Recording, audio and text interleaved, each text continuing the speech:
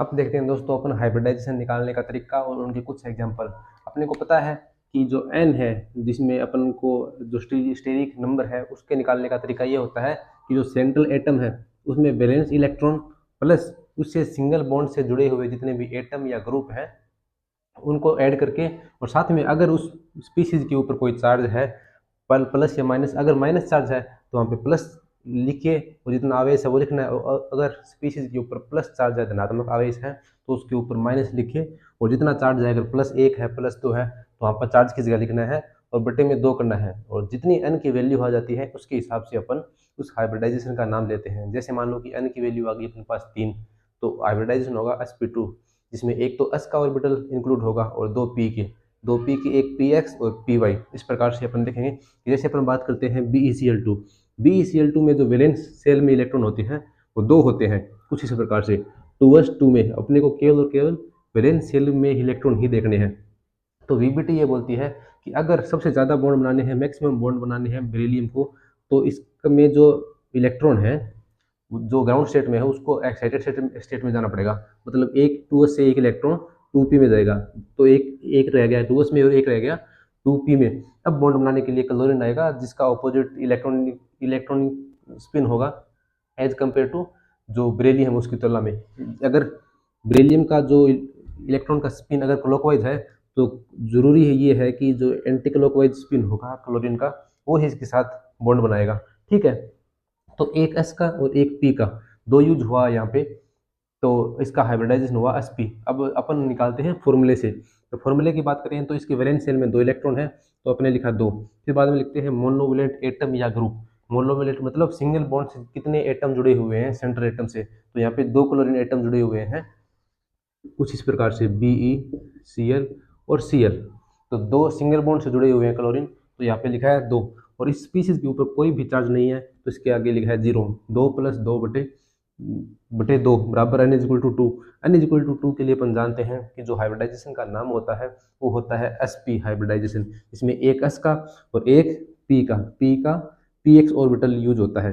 तो s ये मान लो s है और अपना ये मान लो px है, तो ये आपस में जब इंटरमिक्स होंगे और एक दूसरे से मैक्सिमम दूरी पर जाएंगे, मैक्सिमम बॉन्ड एंगल के साथ जाएंगे, तो अगर अपने पास 2 ऑर्बिटल हैं और दोनों को मैक्सिमम दूरी के ऊपर अरेंज करना है तो दोनों को 180 डिग्री के ऊपर अपन भेजेंगे, और बाद में जो जो BeCl2 के 2 ऑर्बिटल हैं वो आपस में 180 डिग्री से डिस्ट्रीब्यूट होंगे, 180 डिग्री से एक दूसरे से दूर होंगे, और 180 डिग्री होने के बाद में जो क्लोरीन आइटम है वो आपस में आके इसके ऑर्बिटल हैं उनके साथ ओवरलैपिंग करेंगे और BeCl2 मॉलिक्यूल का निर्माण करेंगे। ठीक है, तो अगर बॉन्ड एंगल की बात करें इस मॉलिक्यूल में तो बॉन्ड एंगल होगा 180 डिग्री, मतलब यहाँ से लेके यहाँ तक जो बॉन्ड एंगल है वो है 180 डिग्री, या यहाँ से मान लो। ठीक है, अब उसके बाद में इसकी शेप की बात करें तो इसकी शेप है लीनियर शेप, रेखिक शेप का है, मतलब एक लाइन के ऊपर है इसके ऑर्बिटल्स। ठीक है, अब अपन बात करते हैं n=3 के लिए। तो n=3 के लिए अपन एक एग्जाम्पल लेते हैं BF3, जिसमें अगर अपन इसका हाइब्रिडाइजेशन निकालें तो हाइब्रिडाइजेशन या n की पहले n की वैल्यू निकालते हैं, तो सेंट्रल एटम है उसमें वैलेंस इलेक्ट्रॉन की संख्या देखते हैं, तो इसका इलेक्ट्रॉनिक विन्यास होता है 1s2 2s2 और 2p1।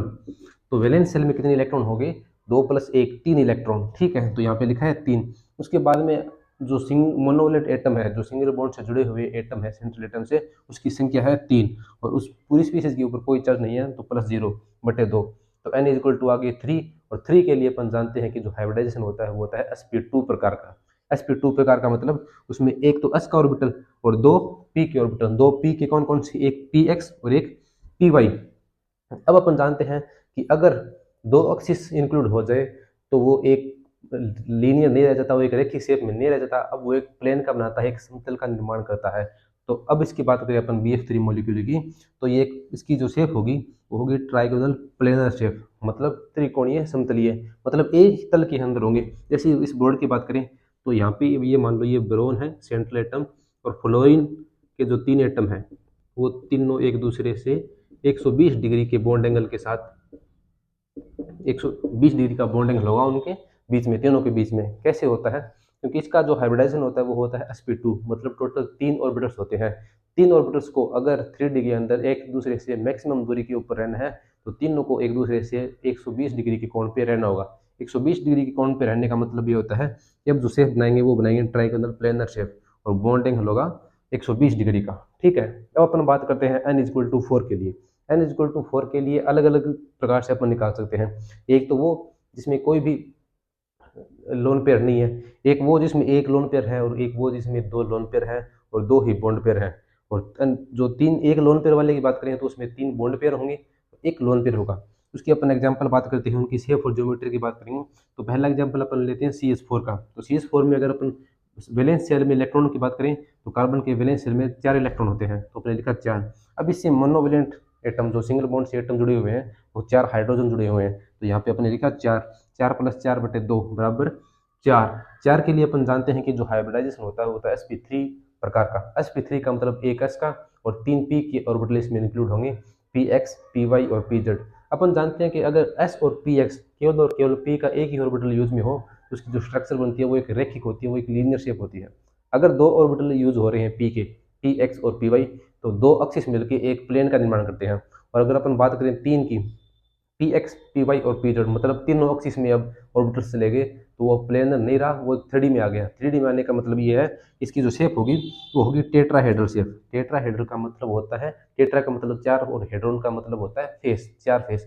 जब इनके चारों फेसों को अगर अपन हाइड्रोजन से हाइड्रोजन जोड़ेंगे तो इसके 4 फलक होते हैं, 4 फेसेस होती है। इसके बेसिस पे अपन इसको बोलते हैं टेट्राहेड्रल शेप। अब पहले अपने पास n इक्वल टू 3 में sp2 प्रकार के हाइब्रिडाइजेशन में जो बॉन्ड एंगल था वो 120 था। अब 120 से नीचे कितना बॉन्ड एंगल होगा जिसके ऊपर 4 जो ऑर्बिटल्स होंगे कार्बन के वो एक दूसरे से कम रिपल्सन होंगे, तो वो बॉन्ड एंगल होगा 109 डिग्री 5 मिनट का। 109 डिग्री 5 मिनट से जो कार्बन और हाइड्रोजन के एटम है, जो हाइड्रोजन और हाइड्रोजन के बीच में बॉन्ड एंगल है वो 109 डिग्री 5 मिनट होगा। अब अपन बात करते हैं NH3 अमोनिया मॉलिक्यूल के बारे में। अमोनिया मॉलिक्यूल के बारे में अपन जानते हैं कि इसके जो वैलेंस शेल में इलेक्ट्रॉन होते हैं वो होते हैं वैलेंस शेल में इलेक्ट्रॉन 5, और इससे सिंगल बॉन्ड से जुड़े हुए एटम है वो है एटम 3। 5 + 3/2 = 4। 4 के लिए अपन जानते हैं कि जो हाइब्रिडाइजेशन होगा वो होगा sp3। अब यहाँ पे अपन बॉन्ड एंगल की बात करते हैं कि यहाँ पे तो सभी के सभी बॉन्डिंग इलेक्ट्रॉन थे, सभी के सभी बॉन्डिंग थे, लेकिन यहाँ पे एक पेयर है वो नॉन बॉन्डिंग इलेक्ट्रॉन्स का है। एक तो अगर इसकी अपन स्ट्रक्चर की बात करें तो कुछ इस प्रकार से इसकी स्ट्रक्चर होगी, NH और यहाँ पे लोन पेयर है, उसमें देखो बॉन्ड पेयर है उसमें भी 2 इलेक्ट्रॉन है, और लोन पेयर है उसमें भी 2 इलेक्ट्रॉन है, लेकिन जो लोन पेयर है वो ज़्यादा जगह घेरता है, ज़्यादा स्थान घेरता है। इसका रीजन ये है कि इस जो नाइट्रोजन के 2 इलेक्ट्रॉन है इसमें केवल और केवल कंट्रोल है वो केवल और केवल नाइट्रोजन का है। इसके कारण ये जो जो लोन पेयर है वो थोड़ी ज़्यादा स्पेस घेरता है। लेकिन इसकी बात करेंगे अपन इस बॉन्ड में तो है तो 2 ही इलेक्ट्रॉन, लेकिन दोनों इलेक्ट्रॉनों के ऊपर एक हाइड्रोजन का कंट्रोल है और एक नाइट्रोजन का कंट्रोल है। अगर दोनों एटम का कंट्रोल होगा एक बॉन्ड के ऊपर तो वे दूर दूर नहीं होंगे, तो ये दूर दूर होगा, तो इसके ऊपर ये बॉन्ड जो लोन पेयर है ये रिपेल करेगा इनको, और इनको आपस में एक दूसरे के पास लाने में मदद करेगा। अब पास आएंगे दोनों एक दूसरे के, तो इनके जो बॉन्ड एंगल पहले 109 डिग्री 5 मिनट था, अब वो 109 डिग्री 5 मिनट न रह के 107 डिग्री हो गया, मतलब बॉन्ड एंगल कम हो गया। अब बॉन्ड में जो बॉन्ड थे वो पास पास आ गए। मतलब ये हुआ कि अगर एक लोन पेयर आ जाता है तो बॉन्ड एंगल में 2.5 डिग्री का कमी होती है, जो बॉन्ड एंगल में 2.5 डिग्री की कमी होती है। इसी प्रकार अगर अपन H2O मॉलिक्यूल की बात करें तो इसमें जो ऑक्सीजन एटम है, सेंट्रल एटम, उसमें वैलेंस शेल में इलेक्ट्रॉन है वो 6 है। 6 और प्लस 2 सिंगल बॉन्ड से जुड़े हुए हाइड्रोजन एटम है, तो 6 + 2/2 = 4। यहाँ पे हाइब्रिडाइजेशन होगा sp3 प्रकार का, जिसमें p के 3 ऑर्बिटल्स इंक्लूड होंगे, px, py, pz। और अपन जानते हैं कि एक लोन पेयर आने से जो बॉन्ड एंगल है वो 2.5 डिग्री कम हो जाता है, 2.5 डिग्री कम हो जाता है। तो इसमें 2 इलेक्ट्रॉन आ गए, तो 2 इलेक्ट्रॉन आने का मतलब इसमें जो बॉन्ड एंगल था वो उसमें 5 की कमी हो गई। तो यहाँ पे जो बॉन्ड एंगल था 109 डिग्री 5 मिनट, उससे 5 कम हो गया, तो हो गया 104 डिग्री 5 मिनट। अब इसकी अगर शेप की बात करें तो इसकी शेप होगी बेंट शेप या वी शेप। देखो कुछ इस प्रकार से शेप होती है इसकी, ये ऑक्सीजन है, ये हाइड्रोजन है, ये और पास में आ गए। पहले जहाँ पे ये बॉन्ड एंगल 107 डिग्री था, अब वो 107 की बजाय 104 ही रह गए हैं। ठीक है, क्यों? क्योंकि इसके ऊपर 2 लोन पेयर है। 2 लोन पेयर होने का मतलब इन दोनों के बीच में आपस में रिपल्सन, और इसके बीच में आपस में रिपल्सन। तो जो बॉन्ड एंगल होगा वो 5 डिग्री बॉन्ड एंगल कम हो जाएगा, 109 से 104 हो जाएगा। ठीक है, 109 डिग्री 5 मिनट से 104 डिग्री 5 मिनट हो जाएगा। और जिसकी शेप होगी वो होगी बेंट शेप, मतलब मुड़ी हुई श्रृंखला में, या ऐसे मान लो वी वी बना रहा है ना ये इस प्रकार से, तो इसके कारण इसको बोलते हैं वी शेप। और जो अपनी अनस्त्री थी, जो अमोनिया थी, उसकी शेप थी ट्राइगोनल पिरामिडल, मतलब तीनों एक 3 इलेक्ट्रॉन इसके बना रहे थे, एक ट्राइगोनल, और ऊपर लोन पेयर था जो कि पिरामिड की तरह शो हो रहा था। नेक्स्ट एग्जाम्पल की अगर अपन बात करें n इक्वल टू 5 के लिए अपन बात करें, तो इसका एक एग्जाम्पल है PCl5। अगर PCl5 की अगर बात करें, तो जो फास्फोरस एटम है उसके वैलेंस शेल में टोटल 5 इलेक्ट्रॉन होते हैं, और यहाँ पे इसलिए लिखा 5। और अगर मोनोवैलेंट एटम की बात करें, जो फास्फोरस है उसके साथ कितने सिंगल बॉन्ड से एटम जुड़े हुए हैं PCl5 मॉलिक्यूल में, तो 5 क्लोरीन एटम सिंगल बॉन्ड से जुड़े हुए हैं। तो मतलब 5 + 5/2 = 5। और 5 के लिए अपन यूज में लेते हैं sp3d। ठीक है, एक s का, 3 p के और एक d का, 3 p के px py और pz। और अगर अपन बात करें d की, तो d में होगा dz²। ठीक है, इसका इसका अपन शेप के अंदर बात करते हैं। तो जैसे अपन जानते हैं कि ये इसमें इसकी जो शेप है PCl5 की, ये है ट्राइगोनल बाई पिरामिड। तो ट्राइगोनल बना रहा है ये मतलब एक पी और 3 ये क्लोरीन। ठीक है, अपन ने पढ़ा था sp2 हाइब्रिडाइजेशन में। अगर इसकी बात करें अपन sp2 हाइब्रिडाइजेशन में, तो एक s का, एक px का, एक py का, तो ये क्या बना रहे थे, एक ट्राइगोनल प्लेनर बना रहे थे, जो यहाँ पे ये बना रहा है। और अगर pz और dz² की बात करें, तो pz और dz² दोनों एक ही एक्सिस के ऊपर होंगे, दोनों एक ही एक्सिस के ऊपर होंगे। pz की भी जो इलेक्ट्रॉन डेंसिटी है वो z एक्सिस के ऊपर होगी, और जो dz² है उसकी भी पाई डेंसिटी, जो इलेक्ट्रॉन डेंसिटी है वो z एक्सिस के ऊपर होगी। ठीक है, तो ये और ये बना रहा है dz और pz, dz² और pz। और ये जो ट्राइगोनल वाला पार्ट है, जो प्लेन वाला पार्ट है, ये बना रहा है spx और py। ठीक है, तो इसका अगर इसकी शेप की बात करें, तो इसकी शेप होगी ट्राइगोनल बाई पिरामिडल। ठीक है, ये ट्राइगोनल और दो पिरामिड, दो एक एक एटम ऊपर एक एटम नीचे, तो ट्राइगोनल बाई पिरामिड। अब अगर अपन बात करें sp3d हाइब्रिडाइजेशन का ये दूसरा रूप, जिसमें एक लोन पेयर है और बाकी के जो 4 हैं वो बॉन्ड पेयर में इलेक्ट्रॉन है। SF4 की अगर बात करें, तो सल्फर होता है, उसके वैलेंस शेल में टोटल 6 इलेक्ट्रॉन होते हैं, और इससे जो सिंगल बॉन्ड से जुड़े हुए एटम है वो है संख्या में 4, जो कि फ्लोरीन एटम है। तो 6 + 4/2 = 5। 5 के लिए sp3d हाइब्रिडाइजेशन। अगर इसकी शेप की बात करें अपन, तो अगर अपन इसी मॉलिक्यूल्स में बात करें कि जो अगर sp3 हाइब्रिडाइजेशन है जिसमें 4 बॉन्डिंग के हैं और एक नॉन बॉन्डिंग है, तो इसके लिए अपन इस जो एटम होता है यहाँ पे साइड वाला एटम, जो ट्राइगोनल प्लेनर शेप बनाता है, उस एटम को हटा देते हैं। और अब जो अपने को शेप मिलेगी वो होती है सीसा शेप। मतलब एक सल्फर बीच में, एक फ्लोरीन इस साइड, एक फ्लोरीन इस साइड, और एक आउट ऑफ प्लेन आपकी साइड, और एक पीछे की साइड फ्लोरीन एटम होता है कुछ इस प्रकार से, ये पीछे की ओर और ये आपकी ओर बाहर की साइड में। ठीक है, तो ये इस शेप को बोलते हैं अपन सीसा शेप। सीसा होता है भाई, पार्क के अंदर आपने देखा होगा, एक ऊपर इधर इस साइड बैठने वाला, एक इस साइड बैठने वाला, उसको बोलते हैं सीसा। ठीक है, अब अपन बात करें जिसमें तीन तो बॉन्डिंग इलेक्ट्रॉन पेयर हो और 2 हो नॉन बॉन्डिंग इलेक्ट्रॉन पेयर, या मान लो 2 लोन पेयर हो, उसकी बात करें तो इसमें ClF3। अगर क्लोरीन की बात करें, तो क्लोरीन में टोटल वैलेंस शेल में 7 इलेक्ट्रॉन होते हैं। 7 में से इन्होंने बॉन्ड बनाई 3 फ्लोरीन के साथ, बचे कितने, 4। 4 मतलब 2 लोन पेयर। ठीक है, 2 लोन पेयर हैं और 3 बॉन्ड पेयर हैं, तो टोटल हो गए 5। 5 के लिए अपने लिखा है sp3d हाइब्रिडाइजेशन। अब अगर इसकी शेप की बात करें, तो शेप होगी भैया टी शेप। ठीक है, अब यहाँ से अपने एक क्लोरीन इस वाला हटा दिया, एक क्लोरीन ये वाला हटा दिया, तो जो बनती शेप वो कुछ इस प्रकार की, और ये मिलकर बना रहा है एक टी। इसको अपने रोटेट किया इधर पकड़ के, तो ये होगा टी शेप में। तो sp3d हाइब्रिडाइजेशन में जहाँ पर 3 बॉन्ड पेयर हो और 2 लोन पेयर हो, उसकी शेप होगी टी शेप। ज्योमेट्री की अगर बात करें सभी की, तो सभी की ज्योमेट्री ट्राइगोनल बाई पिरामिड ही होगी। शेप चेंज होती है अभी, क्योंकि ज्योमेट्री में सभी के सभी बॉन्ड पेयर और लोन पेयर सभी अपन यूज में लेते हैं, और जब शेप की बात करते हैं, तो शेप में केवल और केवल बॉन्डिंग इलेक्ट्रॉन ही या बॉन्ड ही इंक्लूड होते हैं। वहाँ पे इलेक्ट्रॉन जो लोन पेयर है उसका कोई यूज नहीं होता।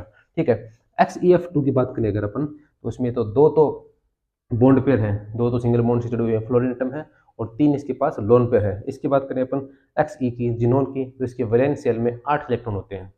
तो 2 तो इन्होंने बॉन्ड बनाए फ्लोरीन के साथ, बचे हुए 6 इलेक्ट्रॉन 3 लोन पेयर के रूप में होते हैं। तो मतलब इसकी n=5 आ गया कहाँ से, एस वैलेंस शेल में 8 इलेक्ट्रॉन है प्लस सिंगल बॉन्ड से जुड़े हुए एटम है वो 2 है, बाय 2 बराबर 5, 5 के लिए sp3d हाइब्रिडाइजेशन। अब इसकी बात करें अगर अपन शेफ की, तो पहले ये हटाया था, फिर 2 ये हटाए थे, अब तीनों के तीनों हटा दें तो यहाँ पे तो लोन पेयर आ जाएगा और बचा हुआ क्या है, एक ऊपर एक नीचे। अब इसको अगर अपन ने रोटेट किया तो ये किस शेप में है, एक लीनियर शेप में है। ठीक है, इसकी बॉन्ड एंगल जो होगा 180 डिग्री का होगा और शेप होगी लीनियर शेप। अब इसके अगर बाद में अपन बात करें n=6 के लिए, तो जिसमें एक एग्जांपल है SF6, इसकी बात करेंगे SF6 मॉलिक्यूल की। तो अपन जानते हैं कि सल्फर है वो ऑक्सीजन फैमिली का है, सोडियम ग्रुप का एटम है। तो सोडियम ग्रुप के एटम में बाई एटम कोष में वैलेंस शेल में इलेक्ट्रॉनों की संख्या होती है 6। सिंगल बॉन्ड से जुड़े हुए जो एटम है उसकी संख्या भी 6 है। तो यहाँ पे अपने पास आ गया 6 + 6/2 = 6। 6 के लिए जो अपने पास हाइब्रिडाइजेशन होता है वो होता है sp3d2 प्रकार का। sp3d2 में कौन सा, 3 तो px के, px + py + pz और d के dz² + dx² - y²।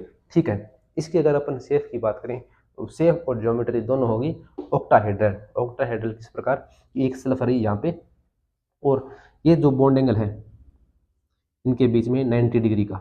ठीक है, सभी के बीच में आपस में 90 डिग्री का बॉन्ड एंगल है। हाँ, 90 डिग्री का बॉन्ड एंगल है। ठीक है, अब इसको ऑक्टाहेड्रल क्यों बोला, ऑक्टा का मतलब होता है 8 और हेड्रल का मतलब होता है फेस, फलक।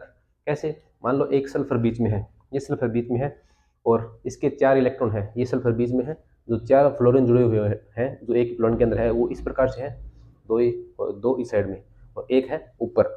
अगर इनको अपन मिलाएं तो एक फेस ये बना रहा है, एक फेस ये दो फ्लोरीन और एक सल्फर, एक ये 2 फ्लोरीन और एक सल्फर और एक इस साइड वाला 4 फेस बना रहा है ऊपर, और वैसे ही 4 ही फलक बनाएगा, 4 ही फेस बनाएगा नीचे। तो इसके कारण टोटल हो गई 8 फेस। 8 फेस के कारण इसको बोलते हैं ऑक्टाहेड्रल। ठीक है, अब दोस्तों अपन बात करते हैं n=6 में जो नेक्स्ट एग्जांपल है XeOF4। उसमें बात करें अगर हाइब्रिडाइजेशन निकालने के लिए जो स्टोइकियोमेट्री कांस्टेंट है n की वैल्यू, वो अपन बात करें तो जिनोन जो कि सेंट्रल एटम है जिसके वैलेंस शेल में टोटल 8 इलेक्ट्रॉन है, तो उसके लिए अपने लिखा है 8। अब यहाँ पे लिखना है केवल और केवल मोनोवैलेंट एटम जो सिंगल बॉन्ड से सेंट्रल एटम से जुड़े हुए हैं उसको लिखना है। तो यहाँ पे जो ऑक्सीजन है वो फ्लोरीन जो वो जिनोन के साथ में डबल बॉन्ड से जुड़ा हुआ है तो उसको नहीं लिखना, केवल और केवल सिंगल बॉन्ड से जो जुड़े हुए हैं केवल और केवल उनको ही लिखना है। तो यहाँ पे केवल जो संख्या है फ्लोरीन एटम्स की उनको लिखना है क्योंकि वो ही केवल सिंगल बॉन्ड से जुड़े हुए हैं। तो 8 + 4/2 = 6। 6 के लिए अपन जो हाइब्रिडाइजेशन लिखते हैं वो होते हैं sp3d2। ठीक है, अगर इसकी स्ट्रक्चर की बात करें अपन तो इसमें क्या होता है कि 4 तो फ्लोरीन एटम एक ऑक्सीजन जो कि डबल बॉन्ड से जुड़ा हुआ है, डबल बॉन्ड से जुड़ा हुआ होने के कारण ही इसको मोनोवैलेंट एटम में नहीं किया, ये बाइवैलेंट एटम है, बाइवैलेंट एटम या बाइवैलेंट ग्रुप के रूप में आएगा। और इसके बाद में जो जिनोन होता है उसके वैलेंस शेल में टोटल 8 इलेक्ट्रॉन होते हैं। तो 8 इलेक्ट्रॉन में से 4 तो उसने बॉन्ड बनाए फ्लोरीन के साथ में, बचे 4 में से 2 के इलेक्ट्रॉन यूज में लिए ऑक्सीजन के साथ डबल बॉन्ड बनाने में, बचे 2 इलेक्ट्रॉन। 2 इलेक्ट्रॉन मतलब एक लोन पेयर, वो एक लोन पेयर ये रहा। ठीक है, अब जो पहले परफेक्ट ऑक्टाहेड्रल था n=6 में, अब वो परफेक्ट ऑक्टाहेड्रल नहीं रहा।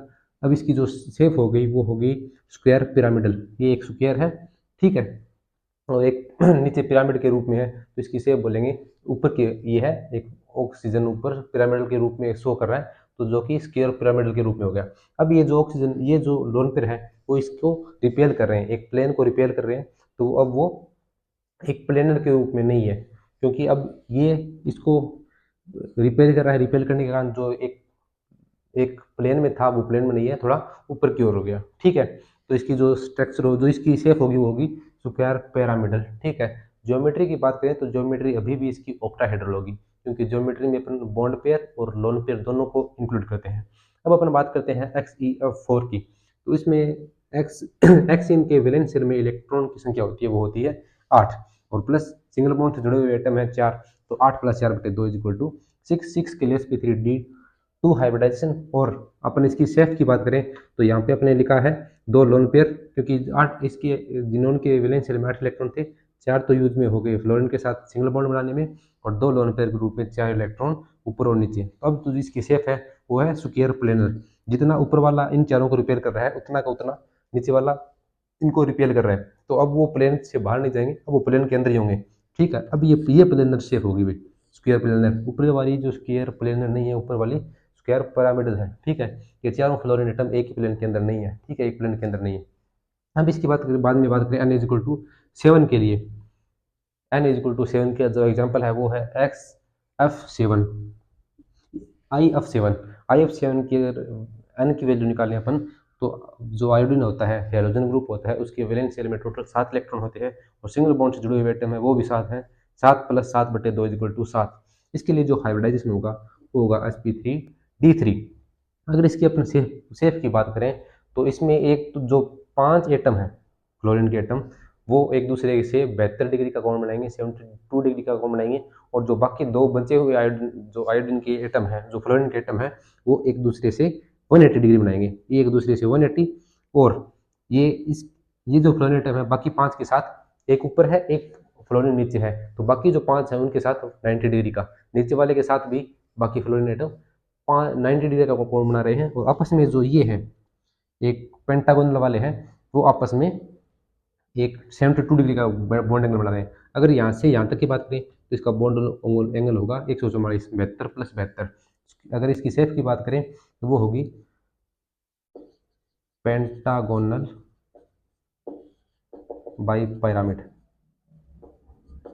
ये 5 एक पेंटागोन बना रहे हैं, और ऊपर और नीचे फ्लोरीन इसके पिरामिड के रूप में इसकी स्ट्रक्चर बना रहे हैं। और दो दो पिरामिड, एक फ्लोरीन ऊपर वाला और एक नीचे वाला, इसके लिए बाई यूज किया है आपने। ठीक है।